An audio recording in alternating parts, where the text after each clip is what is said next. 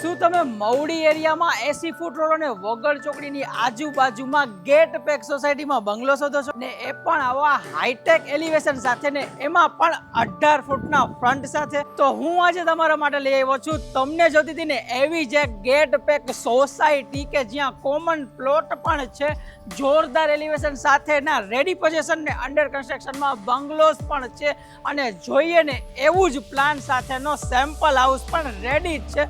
તો ચાલો sample house બતાવીએ.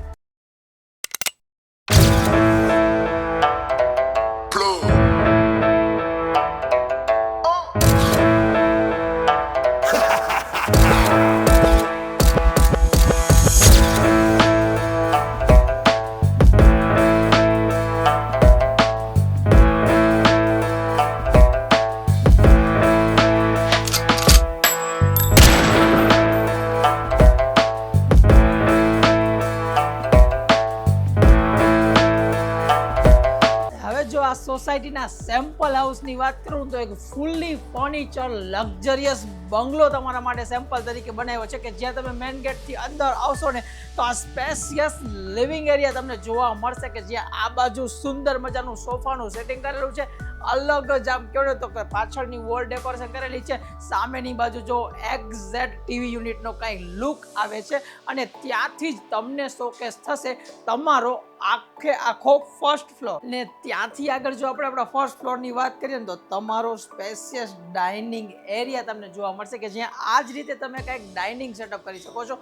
એની જ એક્ઝેક્ટ સામે તમને જોવા મળશે તમારું વોશ બેસિન અને સીડી રૂમની નીચે જ એક્સ્ટ્રા સ્ટોરેજ માટેનું તમે ફર્નિચર ક્રિએટ કરી શકો છો. ત્યાંથી આગળ આવો એટલે જો એકચ્યુઅલ લક્ઝરિયસ સ્પેશિયસ કિચન અને જે ફર્નિચરમાં આપણે જે કલર વાપરેલા છે ને એ પણ લાઇટ અને ડાર્કનું એટલું બધું સરસ કોમ્બિનેશન છે ને કે કિચનની સ્પેસ હશે ને એના કરતાં પણ વધારે દેખાશે. ફ્રીજ રાખવા માટેની જગ્યા, મોટું બધું પ્લેટફોર્મ ને એની સાથે કોમ્પિટિશન કરતું મોટું બધું સર્વિસ પ્લેટફોર્મ તમને એઝ ઇટ ઇઝ જોવા મળશે. ને ત્યાંથી આગળ વાત કરીએ ને તો જોરદાર એમ કહેવાય તો નાનકડા જેવા રૂમની સાઇઝમાં તમને જોવા મળે છે તમારો વોશ બેસિન એરિયા. અને જો ત્યાંથી આગળ વધીએ ને તો હવે ફર્સ્ટ ફ્લોર ઉપર બાકી રહ્યું છે તમારો આ સાઇડ બેડરૂમ અને આમ વાત કરીએ તો સેકન્ડ બેડરૂમ કે જે એક્ઝેક્ટ કિચનની બાજુમાં રહેવાનો છે, આ સાઇઝમાં રહેવાનો છે. અહીંયા બેડ પ્લેસ કરેલો છે, વેન્ટિલેશન માટે વિન્ડો, હિડન ડોર સાથેનું તમારું અટેચેડ ટોયલેટ બાથરૂમ પાછળ છે.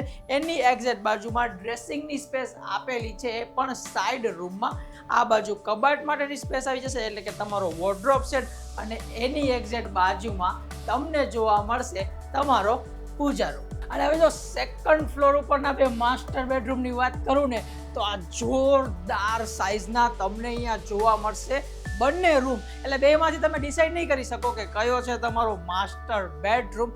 અહીંયા બેડ રાખેલો છે, એની એક્ઝેક્ટ સામે તમારા વોર્ડરોબ રાખવા માટેની જગ્યા, તમારું ડ્રેસિંગ ટેબલ, એના જ માટેનો બધો સામાન સ્ટોર થઈ જાય ને એની પણ વ્યવસ્થા. ને જે સામેથી આ રૂમનો લુક આવે છે, જે સ્પેસ તમને જોવા મળે છે ને પ્રોપર તમે આટલી વાર જગ્યામાં આટલી મોટી સ્પેસ સાથેના અને આ મોટા ફ્રન્ટ સાથેના રૂમ તમને ક્યાંય જોવા નહીં મળે. બીજી એક વાત કહું તો વેન્ટિલેશન માટે મોટી વિન્ડો નથી આપેલી.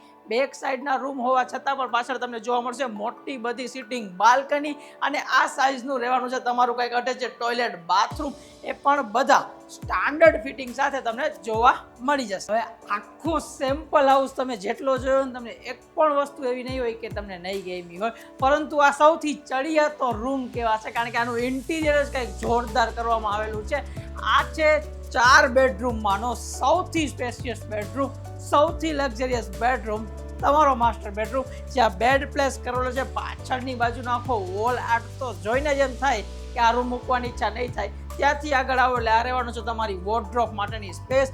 આ એકવાર સ્પેસ જો ફૂલ્લી હાઇટેડ જોવા મળશે અને મોટા બધા ડોર સાથે હોય ને એટલો સામાન સમાઈ જાય એ રીતનું છે. ને આ બાજુ તમને જોવા મળશે તમારો ડ્રેસિંગ એરિયા, એના માટેનો સ્ટોરેજ અને અહીંયા આપણે કહીએ તો ઇન્ટિરિયર ડિઝાઇનરે ક્રિએટ કરેલું છે હિડન ડોર સાથેનું અટેચ વોશરૂમ, જે પણ કંઈક આ સાઇઝનું તમારે રહેવાનું. તો સેમ્પલ હાઉસ જોઈને તો તમે પણ દીવાના થઈ ગયા હશો. જો એવું જ સેમ્પલ હાઉસ તમારે બનાવવું હોય તો એના માટે આ સોસાયટીમાં એક બંગલો લેવો પડે. જોરદાર સોસાયટી, લિમિટેડ યુનિટ જ અવેલેબલ છે, જોરદાર પ્લાનિંગ સાથેના ચારે બાજુથી 80 ફૂટના રોડનું તમને અહીંયાથી કનેક્શન જોવા મળશે. જૂનો 150 ફૂટ રિંગ રોડ, નવો 150 ફૂટ રિંગ રોડની વચ્ચેનો આપણો આ પ્રોજેક્ટ આવે છે અને એ પણ રાજકોટના પ્રાઇમ લોકેશન એટલે કે મવડી એરિયામાં. તો જો વધુ વિગત જોતી હોય કે સાઇટ વિઝિટ કરવી હોય આજે જ ટૂંક જ સમયમાં આ વિડીયો જોઈને કોન્ટેક્ટ કરજો. પછી નો કહેતા કે અમે રહી ગયા. આપણે મળશું આપણા નવા વિડીયોમાં. ત્યાં સુધી જય હિન્દ દોસ્તો.